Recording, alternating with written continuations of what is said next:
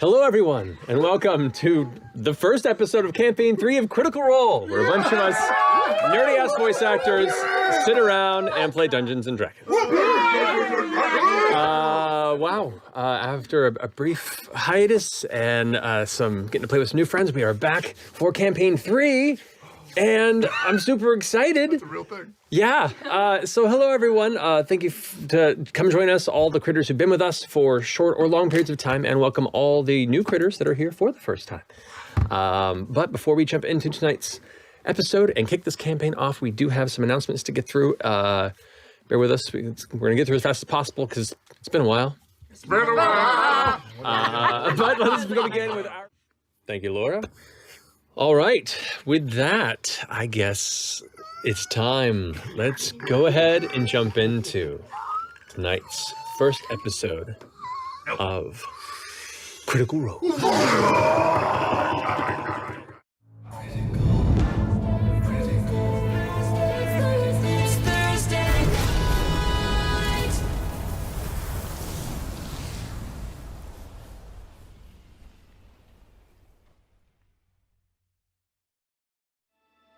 I would like to welcome you to Marquette. The year is 843 PD, or post-divergence. A landmass once marred by a vengeful god during the calamity. The staggeringly twisted mountain ranges created in its wake divided the regions that have now developed into a varied and beautiful continent. The epicenter of this ancient destruction created the Rumadam Desert, a vast expanse of sand dunes and rocky landmarks that encompasses nearly a third of Marquette. Dotted with oasis townships surrounding the central city of Ank'Harel, known as the Jewel of Hope. Here, the long-living ruler Jamansa Ord and their Hands of Ord keep the peace and prosperity of their people protected. Beyond the Rumadam Desert and its sister desert, the Penegriff Sands, to the south, lies the gloomed jungles of Aishenador, a shaded territory of treacherous wilderness and careful guard by the historically orcish erudite society of Eos. Here, many skilled dreamers seek the Marquesian peak of collegiate study and social influence within the political powerhouse of its ruling council, the Court of the Lambent Path. To the southwest, a towering range of mountain spires climb into the clouds known as the Talland Highlands, where massive shelves and plateaus scattered among the peaks are home to elevated valleys abundant with agriculture and rural life, before reaching to the apex, where the military might of the region is held by the Stratos throne. Near the center of this continent, the rugged badlands known as the Hellcatch Valley acts as the roadway nexus between the cage-like mountain ranges of Marquette, where numerous independent villages and cities survive among the harsh, dusty canyons and compete for dominance. The history of Marquette is filled with vibrant culture, incredible discoveries, political intrigue, and inter-region warfare that recently culminated 2 decades back in a years-long conflict known as the Apex War between the Stratos throne and the Court of the Lambent Path that left both sides exhausted, expended, and without victory. This truce has continued to this day as both factions continue the slow work to rebuild their societies to their former glory. Our story, however, begins to the northwest of the Hellcatch Valley, within the natural boundaries of the Serpentwine Peaks, where the lush jungle valley of the Odiran Wilds thrums with life and mystery. Here among the vines and mists that choke the uncarved paths of the rainforest, howling beasts in long dormant shadows are rumored to hide among the lost relics of ancient days. Here, the dense jungle canopy is home to numerous towns along the honored trails, where travelers and traders trudge through the dangerous wilds to seek their fortunes. Here, from the central jungle floor rises 5 tower-like mountains that reach for the heavens, where upon their rocky exterior, numerous streets and urban districts have been carved into them to form a singular city connected by bridge and cable. These spires glow with the thousands of lights and lanterns that mark the Odiran Wild's capital city of Drusar, home to the Chande Quorum that oversees and controls the larger populace of the region. The spiraling streets bustle with life and chatter beneath the cloud-dappled blue sky, where the innumerable birds fly among the Simurgh riders that keep watch. Here, in Drusar, is where our story begins. I would like Laura and Marisha to remain at the table while the rest of you exit, if you don't mind. Cool.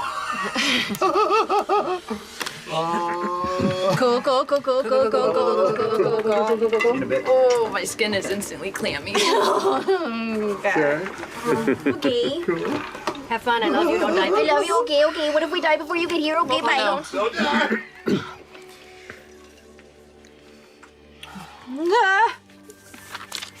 God, I gotta get a page.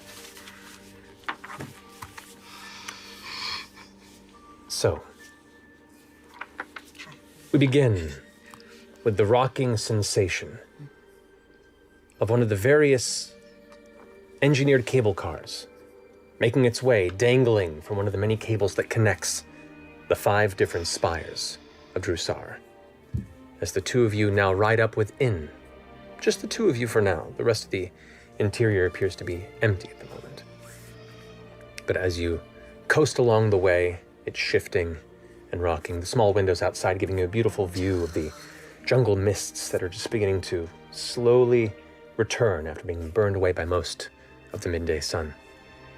You glance at each other as you head and climb towards the airy spire. To that point, Laura, if you'd like to describe your character. Oh gosh. Well, all right. Oh gosh. Okay. I'm a young lady with long, light purple hair, a yellow scarf around my neck. I look a little bit, maybe shy, like I'm trying to hide myself from other people. A light blue dress. Just keeping myself tucked back a little bit. And looking mildly uncomfortable as we rattle along. I'm gonna just kind of hold on to your arm, Laudna, if that's all right. You feeling okay? Little sick. I just, I never get used to these things. Human, correct? I am a human. Yes. Now, Marisha, if you would like to describe yourself. Oh boy. All right. Oh goodness. Don't fuck this up. You see a also youngish looking woman, not as young as Imogen over here. Long, scraggly, dark hair with a shock of white going through the top of her bangs. She has it pulled back into a half-up bun with a rock chisel holding it up. Her skin is pale, and her eyes are big, a little bulbous with dilated pupils, almost doll-like. Her lips are dark, and she's wearing tattered, scraggly clothes, a black skirt and a blood maroon blouse. You can see she's very thin, gaunt, and around her belt, with some tools and odds and ends, is a dead rat with a bird's skull. I made him myself. Gross. Now, you've been here in the city for a short period of time, a handful of weeks. As part of this journey, you, Imogen, you went to the Ascension's Rise University, seeking to see if perhaps there was a way of utilizing their extensive library for research materials. You have yourself something you're looking into, but the university itself only keeps its grounds for those who are enrolled there or have approval. So instead, you went over to the Starpoint Conservatory, also on the Erie. They gave you pretty much the same answer, but said you may submit a formal request, and you left behind, and have heard nothing for 2 weeks. Now, as you climb up higher and higher to check in to see if perhaps there's been any movement within the conservatory, you can watch the edge of the Erie go closer and closer as the shifting of it begins to clatter with some of the slight imperfections in the metallic cable pulling you forward. Some of the nearby birds that have roosted on the cliffside as you get towards the spire edge itself scatter off upon approach. You'd think they would get better cables with as often as people use these things. Maybe in time. Are you feeling pretty good about your little essay that you wrote? No. liked it. I thought it was pretty good. They'll give us the time of day this time. Sure. Just a little nudge, maybe. Well, I guess let's find out. I forget, is the Eyrie Spire quite as crowded as the Core Spire is? Not by any means. The Eyrie Spire is the tallest and technically smallest of the spires. It is more of a thin peak amongst the other four. Great. But this is where a handful of upper Mahan houses or nobles live, but it's largely consumed by these two different, like the university, the Ascension's Rise University and the Starpoint Conservatory, as well as a handful of other guilds that use the space predominantly for their business. But as you come to rest at this point, you can see the massive construct that is responsible for winding up the cable that allows the car to descend upon its track and return, finishes its work, locks it over, and then goes into kind of a stasis mode. The side of the door kind of comes ajar, and you can already see right there, looks to be a small, dark-skinned halfling who's wearing one of the kind of general dark greenish and gold-trimmed outfits of those that run the various cable gondolas throughout the city. Wordlessly just kind of waits for you to exit. Thank you. Thank you. Closes it. Are you supposed to give tips here? Is this I typical hope not, culture? because I never... We She haven't been never doing mentioned- that. No. No. It's fine. Continuing the familiar path along this extremely high portion of the city, it is unnerving the moment you step off of this, as you're about 15, 20 feet from what would be a drop for hundreds and hundreds of feet into the jungle floor below. The mist actually obscures a majority of the jungle floor from here, and you can just see just the faint detail of the canopy below, as hundreds of birds occasionally kind of dot aspects of the misty landscape below you. Still adjusting to the heights. No, I love it once we're off those cables. Yeah. It's beautiful up here. Continuing to follow the stone pathways you've traversed once before, you bypass the massive and almost gaudy Ascension's Rise University and make your way instead to the multi-level courtyard that surrounds the exterior of the conservatory. Here you can see each large platform step get smaller and smaller as it rises towards the massive double, almost gold-plated doors with the handles up front. They sit mostly readily ajar for at least two people to walk in shoulder to shoulder. The 25-foot wide doors themselves stay that way unless it's closed for the evening. As you kind of carefully step in, passing by the garden's beautiful fauna and the torch-topped pillars that kind of guide you into the entryway, you hear this gentle, sourceless music that just kind of apparates in the air around you. Calming, if a little unnerving, that you do not see where it comes from. Like they just have ambient music, just atmospheric. Just gentle atmospheric music as you step in. How do they do that? It's so calming. There at the front desk set up, you see in a massive circular position as it kind of climbs up to the sides, and on each end you can see statues of previous tutors that took up residence here within the conservatory. You see a female halfling looking towards you with darker hair, kind of an olive complexion, these shaded glasses that kind of sit at the edge of her nose, these green eyes that peek from above the lenses. You've spoken with this individual once before, and you recall her name to be the Ascritore Cunthia. Ascritore being her title. Torre Cunthia. Cunthia. Cunthia. Cunthia. But Okay. Gaska something. Ascatore. Ascatore Cunthia. he immediately looks up and makes eye contact. Hello, might I help you? Do you remember me? We came here a couple weeks ago. Right. Have you not been contacted?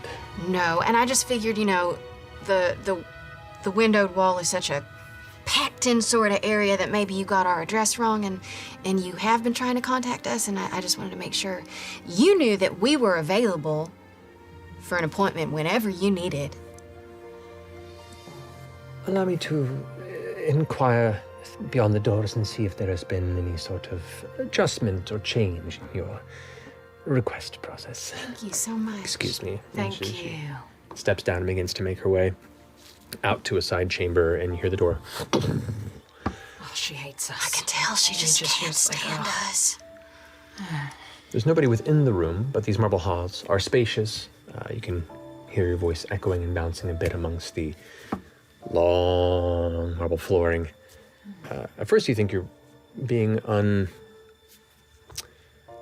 you feel like you're not being watched or attended to anybody, but Ludna, you do glance up and can see what looks to be these two stone hawks that sit at the top of these pillars. And as you kind of look up and glance, one of them kind of shifts its head and glances in your direction.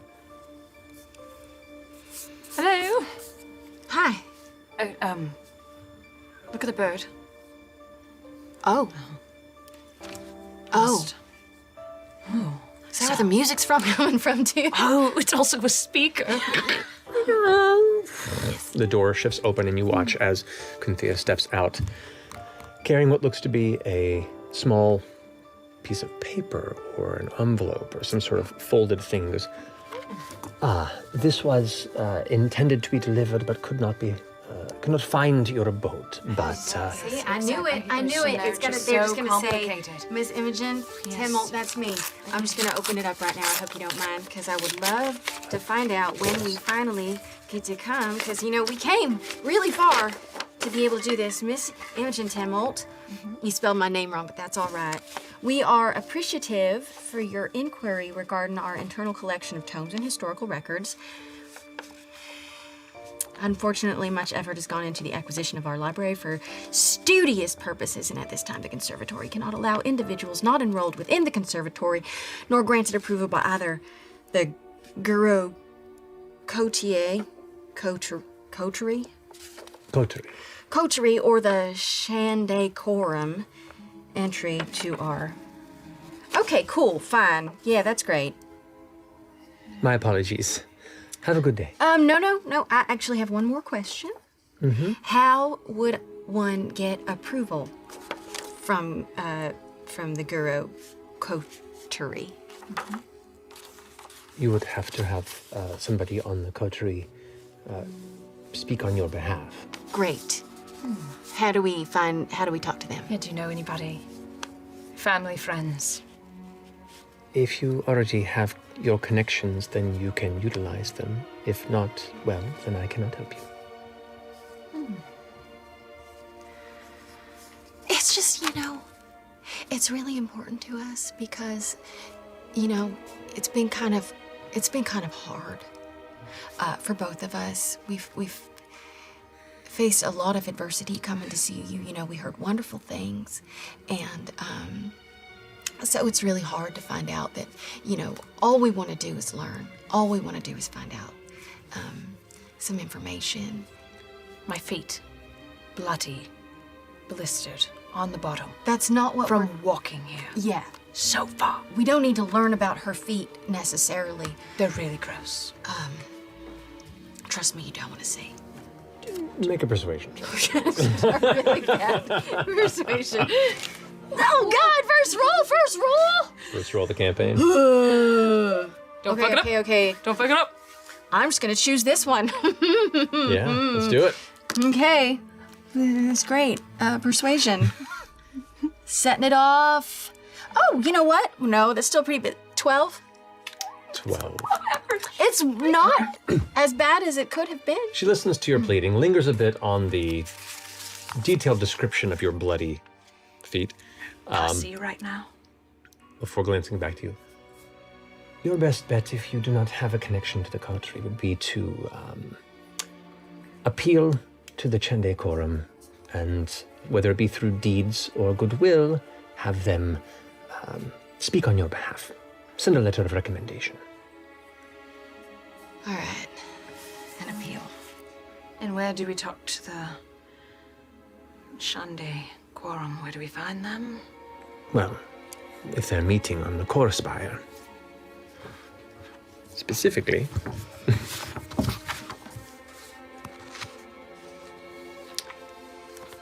specifically, it would be on the Chande chambers, which are on the very top of the core spire. Right, yeah. However, they are carefully guarded, and you require appointments to speak with anybody to give information. The Chande Quorum is anonymous, so to speak directly is impossible. But Do you know anyone on the Chande Quorum? nobody knows who is on the Chande Quorum. That's what anonymous means. Yeah, but I thought maybe it was anonymous to the public, but certain people knew, you know? I'm certain there are people who know, but I am not at that station myself. Yeah. I'm sorry, I wish I could be of more help. How long are these appointments usually backed up? I could not tell you. I have not Days, dealt. weeks? Best of luck. Thank you. Great. Do you work here all the time? I am not the only escatore, but I do handle this shift. Okay. Thank you. How often is the conservatory open? Is it an all day, all night sort of situation? Outside of members of the conservatory and, the student body, it is only open during the light of the day. All right. Students have access to it at all times. Great. Maybe we should just become students here. Yeah. I could go back to school. That would be fun. Oh. I have to get to business and make some tea, but thank you for your time. Great. Thank you. Yeah. How do we enroll? How do you become a student here? I don't know. I always felt like this was always for the fancy and rich people who can, afford. This looks like an expensive sort of place. It does look very expensive. But I don't know, maybe they have grants, programs we could get into. Yeah. Yeah. Financial. Can I just open up my my mind a little bit and see if I can just hear the thoughts of Miss Cynthia? Certainly. Are you using a spell slot or just your feature? Just opening up my mind. All right. Wisdom saving throw. As you... Oh, did I have to roll? Did I have to? You will when you use this. Oh, yes. okay, okay. But first, as you kind of step just beyond the range of your awareness and this capability of creeping in and seeding into someone's mind, you are met with an obstinate willpower and a figure that has likely been trained due to their station to be somewhat resistant to such prodding. That makes sense. However, you do still have to make a saving throw. No. Yeah. That'll take me out. It's plus my... What is it? The DC would be 10 plus the number of Yeah, no. people in the space, so. 100% don't reach that. Okay. While her voice does not seem to connect with your extended will, a number of other whispers begin to cross paths as you exit the conservatory, make your way down the conservatory steps. Other students that walk by and employees of the conservatory, you can hear their voices all creeping in, and it's starting to give you a headache. It hurts a bit. Imogen, wait, before I leave. Cynthia, darling, Yes? do you have a pamphlet or something? Little introduction to the school, in case we consider enrolling, just doing a little campus tour trip. No.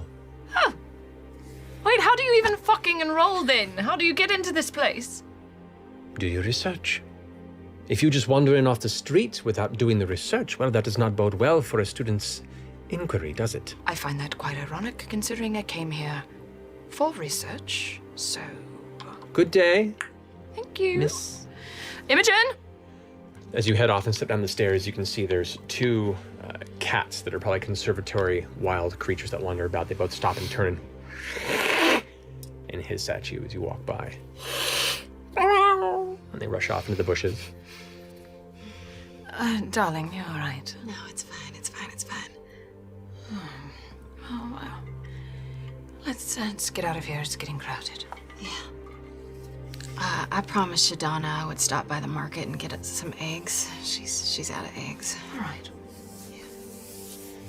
pick up some tea on the way, too. Oh, that's smart. Okay.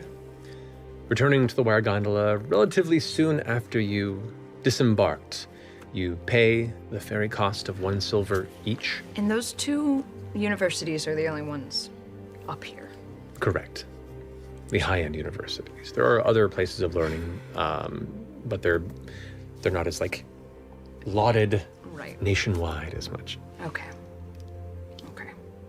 It's Ivy League. One of them. If Ivy League's even that great. Right. Oh, right. It doesn't just. Sorry, Okay, if wait. you're Ivy League. And 10 silver make a gold? No. 10 silver Then make make a gold. Okay. You're correct. But you ride the gondola back down to the core spire. Descending as the afternoon gets later, you immediately step off and enter the main thoroughfare here, bustling with people of all walks of life. You hear the heavy footfalls of a figure that kind of pushes past, kind of hitting your shoulder a bit, Imogen, and you watch as Pakidan, the massive elephant folk, kind of step by holding a large kind of netted cluster of gathered fruits and vegetables. One arm goes, "Oh, I'm sorry." It's fine. And I'll continues. just kind of interlock my arm around Imogen's. I mean, are we ever gonna find out anything? Maybe we should just leave this place and go find another city. And we always have that option. I know. I felt so good about coming here, like it was, the first. We'd be interacting with civilization in a while. I had high hopes for it, but We've done well here. We really have. we have, yeah. Honestly, anticipated somebody running me out of this city far sooner, so the fact that it hasn't happened yet. Mrs., excuse me, so sorry. And you turn over and you can see one of the Qatari folk, kind of lion-like in appearance, with a heavy kind of medium brown mane that has been pulled back and kind of put over the shoulders, and it goes around the mid-back or so, with a very light kind of tan fur coloration in the face, thinner for a Qatari, approaches with a colorful blouse on what looks to be a small kind of hand-carried cart with all manner of jewelry made of nuts and pieces of wood that have been carved, and goes, "Sorry to bother you, but I had to say this would look incredible on either one of you or both of you if you're interested. You have some great sense, but, accessorizing is what it's all about." I'm just saying. I'm just gonna hold on to my coin purse. Yeah. Any interest? It's a special price this afternoon. Like, it's locking eyes on you and starting to kind of scoot a little bit away. I think we're fine. You sure? It's special 5 copper for this beautiful beech nut necklace. Kind of clatters together. It looks okay. I think Huh? we're fine. I think we're fine. Very well. Continue on your way if you'd like. Takes it and places it back in this cart and quickly picks it up and moves off. Excuse me, miss! And just kind of already skitters off to the side. It's at this point, Lana, you notice there's a pair of dwarven children that are kind of off the side of this small alley that are just kind of staring right at you. You both kind of get spooked and kind of retract, but it's not completely out of the way. What'd you see? It's 2 kids. A little spooked, it seems. Where did they go? Are they still looking? They're still looking. They feel like they hid, but they're still kind of peeking around the side of the corner. I'm curious. Hang on. I'm just gonna go over. They both kind of Hello? immediately go and like try and hide further down the alley. As you kind of step off to the side, you can see bits of shattered cloth that was part of an archway that's been kind of just left to slight ruin down the path. And it goes about 15 or so feet. You can see leftover rotted bits of wood, empty boxes that have been kind of placed there for storage and forgotten. You can see a little bit of the stonework in the alley itself is slowly eroded over time. There's a patch of mud there. And right around the very, very back where you see where those boxes are, both children just kind of... Are we playing hide and seek? They both look terrified. I jump out. I found They both scream and run past you. One runs through your legs. They both scatter out into the street. I'm friendly. I don't think it goes over quite as well as you think it does, I love kids, though. Lana, Do they love? Lana, no. They don't. Fuck. They're like, fun, scary, like, I'm scary. Yeah. I am fun scary. Lana, you're scary. I'm scary. Yeah. Oh my god. But in a good way. Thank you. Yeah. Comes in handy. I kind of want to just talk to the kids. I feel like maybe they know something. They know something what? Like how to get into the, maybe they could sneak into the conservatory. Yeah, maybe they know. Like kids know stuff like that, like weird little sewer entrances, because they're tiny, so they fit in small places. We could get into a sewer in the spire and go up through the sewer and come up out in the middle of the library and the conservatory. I wonder what those shadow creepers, what they were doing, and if they have any paths up that way. That's a good point. Children! Children! I don't think it's gonna work, Lana.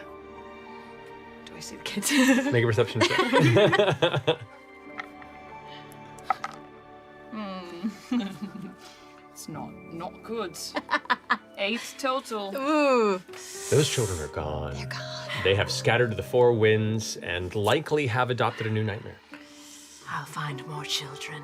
You can visit them in their dreams tonight. You can see there's an older woman right off next to Lana that hears her say she'll find more children and goes, Oh, fuck. Let's go. Yeah, dude. I gotta get eggs. As you both begin to wander off to find one of the larger marketplaces here on the core spire, I would like to ask Sam and Taliesin to come to the table, please. I'm ready.